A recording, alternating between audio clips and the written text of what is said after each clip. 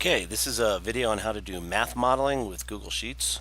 It's also really known as a linear regression. So we're going to go to our Google Drive, make a new sheet. I'm going to call this, I like the expression math modeling because that's what math really should be, is how do you model something so you can do something with it. In this example, I weighed a bunch of wooden blocks. So this was the number of blocks. Again, I don't know why, I like to make things centered. And 1, 2, 4, 7, 9, and 12. Why not? One block weighed 5 grams.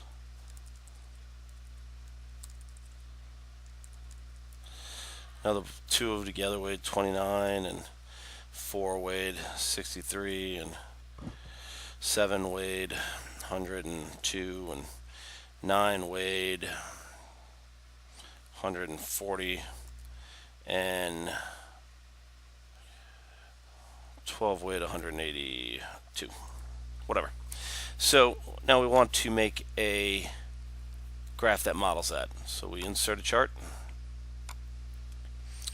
It picks one for me. But I say, no, I don't want a column chart. I want a scatter chart. Scatter. And I go to customize. Interesting. And I say legend, I think. No. Series. Yes. I want to know what the trend line is. So I put it in, and I want to know what the equation of the trend line is. So label it and use the equation. And it tells me that 15.3x plus 0.662. Now if I want, I can put the r squared in, but it kind of gets busy up here. And r squared that's really close to 1 is great. So this is 0.998. So it tells me it's great. So I wouldn't show the r squared. One of the other things a lot of people like to do is label it better. So what are we going to call the chart title? We're going to say mass in grams versus number of wooden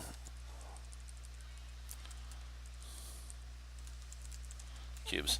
And then we can change this to the horizontal axis and call that number of wooden cubes.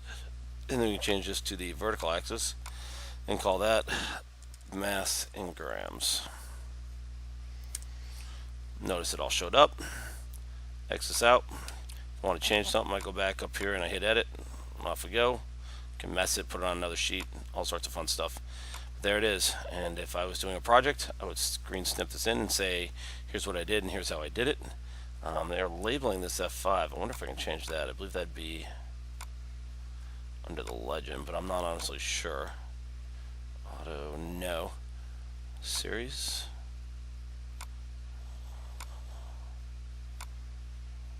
Yep, that's what they want to call it, so be it. That's weird. I'm not sure what they're going with F5 there. It's not in row F or whatever. Strange. It's not giving me anything to work with. Circle, I could change it to a triangle. Yeah, whatever. I think it means there's 5 data points or something. No, that doesn't even make sense either.